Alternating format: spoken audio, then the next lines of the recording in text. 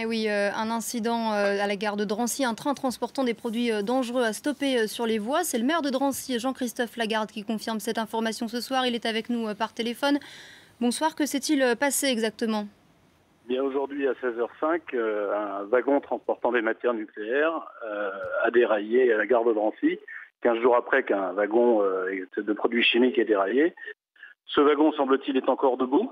On ne sait pas plus pour l'instant pour ce qui nous concerne. Est-ce qu'il y a fuite? Est-ce qu'il y a risque? Est-ce qu'il y a danger? En tout état de cause, vous comprendrez l'inquiétude de la population au moment où la sirène sonne pour la deuxième fois en 15 jours. Et on me dit en plus que pompiers, policiers, cheminots ne peuvent pas approcher à moins de 50 mètres du wagon.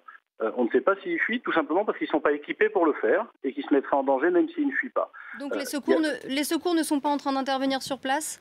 Eh bien, c'est ce qu'on nous a expliqué. Il faut que des gens spécialisés puissent se rendre ici. Vous vous rendez compte qu'il est 18h, 2 heures après, je ne sais toujours pas s'il y a quelque chose de grave. Évidemment, la population s'inquiète, s'affole, appelle la mairie. Nous ne sommes pas en mesure de leur dire exactement ce qui se passe, si ce n'est qu'un wagon de matière nucléaire est sorti des rails aujourd'hui. Il y a vraiment quelque chose d'insupportable à ce danger mortel qu'on met au-dessus de nos têtes et qui fait que régulièrement la population doit s'inquiéter de savoir ce qui se passe. Mais comment avez-vous été informé, vous, Jean-Christophe Lagarde? Nous l'avons été d'abord par les sirènes qui ont retenti sur la gare de triage, et puis ensuite par la police municipale qui s'est rendue sur place, qui a eu l'information de la police nationale, une demi-heure après par la préfecture, et confirmé d'ailleurs ensuite par la SNCF. Mais en attendant, on ne sait pas plus que ça. Je reçois des messages de gens qui me disent que doit-on faire. Je leur dis restez chez vous, je n'en sais pas plus que vous.